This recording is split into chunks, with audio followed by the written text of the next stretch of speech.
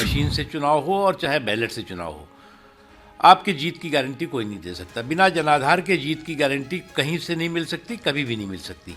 तो ये तो आप ही की देन है और आप ही का जो है उपहार है देश के लिए, इसका सम्मान तो करिए।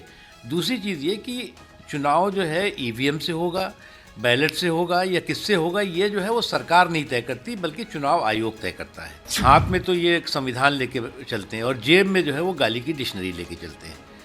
और मोदी जी को, मोदी बैशिंग की इनकी जो सनक है वो इनका सुपड़ा हर दिन साफ कर रही है। देखिए, कांग्रेस पार्टी की जो नॉन परफॉर्मिंग पॉलिटिक्स है, तो उनका जो नॉन प्रोडक्टिव ये हाहाकार और हंगामा है, वो उनका कोई भला नहीं कर रहा है। जहाँ तक सवाल है, आपका जनाधार अगर आपके पास नहीं है, तो चाहे वो मशीन से चुनाव हो और चाहे बैलेट से चुनाव हो, आपकी जीत की गारंटी कोई नहीं दे सकता। बिना जनाधार के जीत की गारंटी कहीं से नहीं मिल सकती, कभी भी नहीं मिल सकती। जहाँ तक सवाल है कि चुनाव जो है वो ईवीएम से होगा या बैलेट से होगा, तो ये तो आप ही की देन है और आप ही का जो है उपहार है देश के लिए, इसका सम्मान तो करिए।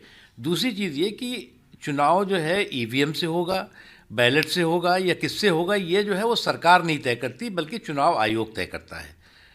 आप सरकार से क्यों भिड़ रहे हो भैया?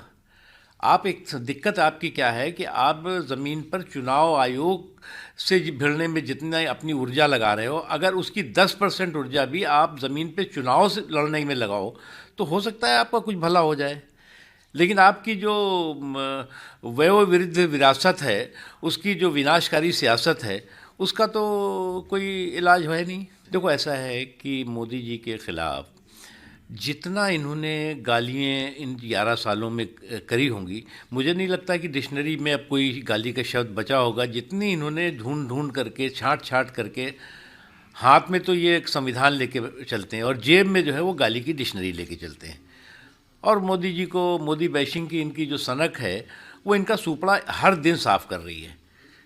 तो इसलिए और करने दीजिए बेवकूफ़ी, जितनी बेवकूफ़ी करेंगे उतनी ही इनका बंटाधार होगा।